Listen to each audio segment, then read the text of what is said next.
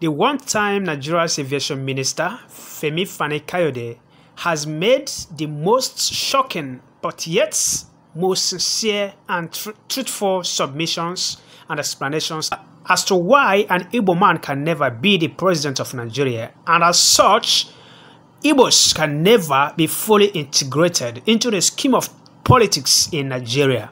You will like it, I bet you. This is the most truthful, explanations I've seen in the most recent time, which is coming from a supposedly another side of the divide.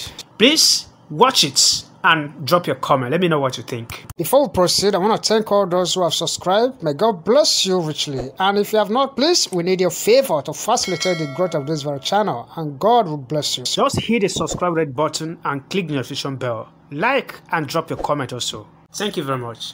So, do you want me to be honest or just speak, political correctness here? But I choose to be honest with you. I choose to be honest with you. And for me to be honest with you, I have to go back a little bit. But let me start with the situation that we're facing in this country today. If you believe that those that are in power in Nigeria today would ever contemplate the possibility of giving power to an Igboman in 2023 or thereafter, then you still haven't fully understood the challenge and the problem that we have in this country today.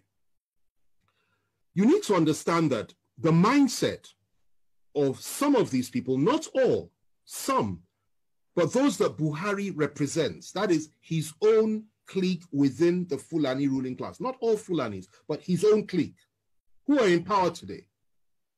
Their mindset is that the most dangerous people in this country and the people that they must suppress more than any other are the people of the Southeast.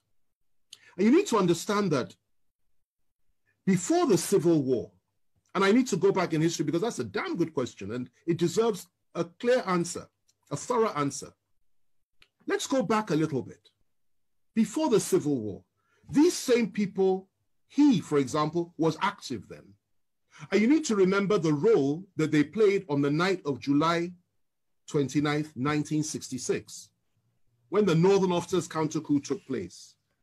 And 300 Igbo officers were killed in one night, including an Igbo head of state. He was involved. And many of them that are running this country in that cabal today were involved or supported it. They said it was to pay back for what had happened in January 15th, 1966. Now, after that, what happened?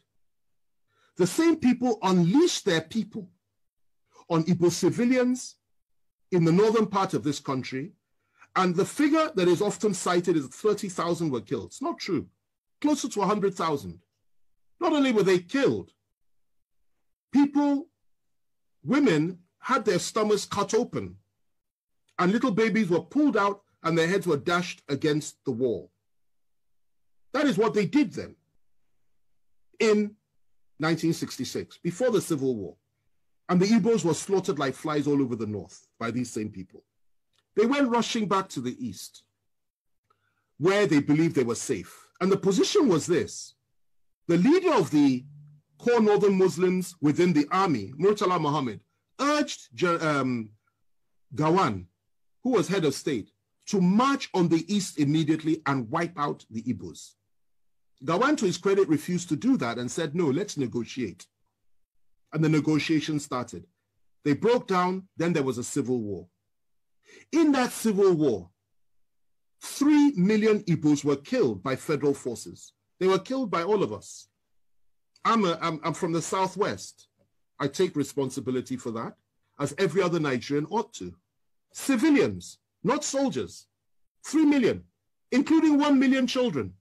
Subjected to genocide, subjected to mass murder, subjected to ethnic cleansing by us. The war ended. We did not apologize. Instead, what did we do? What did we do? We took all their property in the name of abandoned property. We gave them £20, even if they had $1 million in the bank. And we said, come back, no victor, no vanquished. Biggest lie from the pit of hell. There was a victor and there was a vanquished. And we all know who was who. They came back into Nigeria and we reintegrated them. But even with all the reintegration, no Igbo man could be trusted to be General Officer Commanding GOC until Obasanjo came to power in 1999.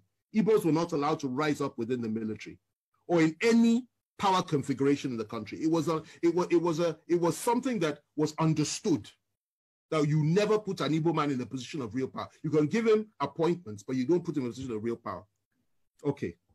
Obasanjo came, made General Abiaku, I think his name was, GOC. And then from there, Jonathan came, he appointed an Igbo Chief of Army Staff. Okay? Yes. My wife is reminding me of the name, Ehejireka.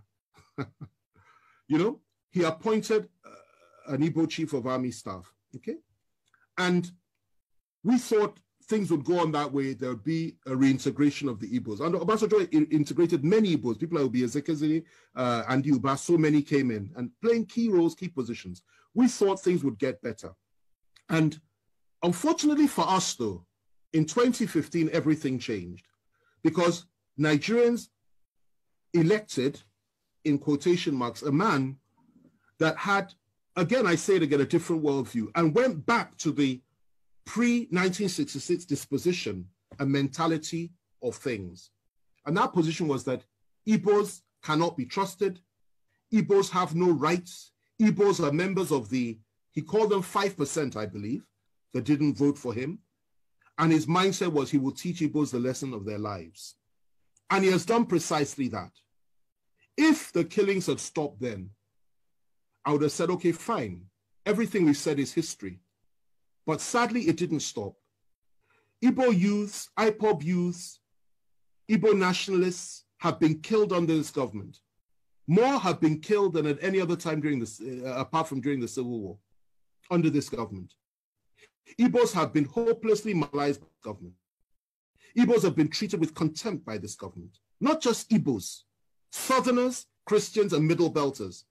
They've added that one as well. And that's what's going on. And what the Igbos was subjected to by all of us in 1966 is what we are all being subjected to now by those that are around Buhari. Now, going to your question, given all that, before I come to that, let me just add this. IPOB says they want to have a referendum. They want the right to self-determine. And you label them as terrorists when none of them has ever carried a gun, as far as I'm aware. I was in prison with Nnamdi Kanu. I had extensive discussions with him. I got to know him. I understood his mindset, and I could feel his pain for his people. Yet they say they want to have a referendum. You say they're terrorists. Meanwhile, those that are butchering our people every day in the name of ethnic domination and hegemony, in the name of furthering the ambitions and the aspirations of Usman Dan Fodio and Sa'amadu Bello and Buhari himself, the three Mahdis, you don't call them terrorists. You pat them on the back, you refuse to arrest any of them. And you say what they're doing is okay. You encourage them, okay?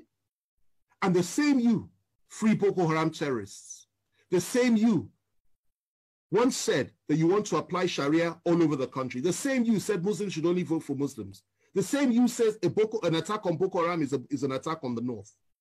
The same you has said so many things which implicitly are on line and on all fours with the Boko Haram philosophy. These are the people that have been ruling us for 5 years. And the same you has empowered the Fulani to a point that they have everything now. And you really believe that those people in 2023 will sit down and say that they will allow a situation to arise whereby the one they hate the most can possibly take power in this country?